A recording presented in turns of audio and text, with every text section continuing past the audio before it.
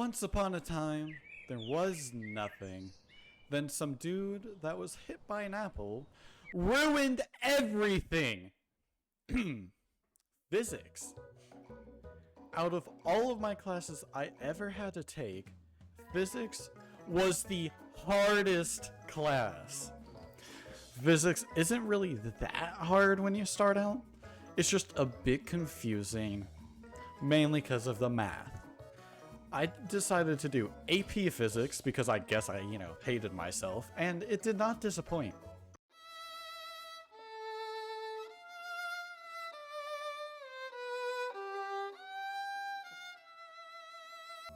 But I'm here just to talk about the labs that we did. So here and there, we would do a lot of fun experiments and stuff where, you plug in values to figure something out. Like shooting a Nerf bullet and you time how long it takes to hit the ground, how far it went, boom. Now you can get how fast it was, or something like that. I don't know, it's been a while. We also did labs where you could use motors and figured out, how much energy, and even a marble course, which I don't really remember anything about that. Probably because I wasn't in the class when we did that. The main lab we did was where we make a boat. What we had to do is simply just make a craft that could float and move.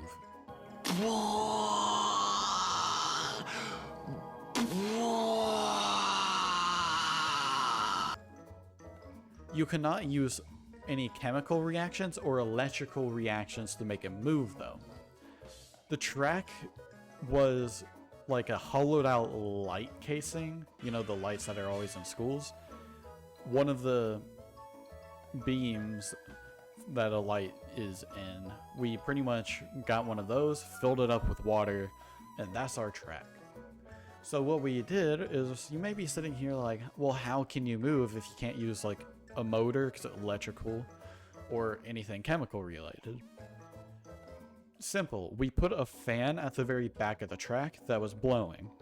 So pretty much the main way people would move their boat is by making a sail and putting it on their boat.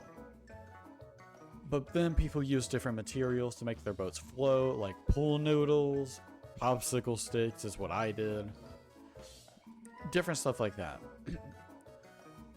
So what me and my partner did, we're the only group that made a boat that actually looked like a boat out of popsicle sticks.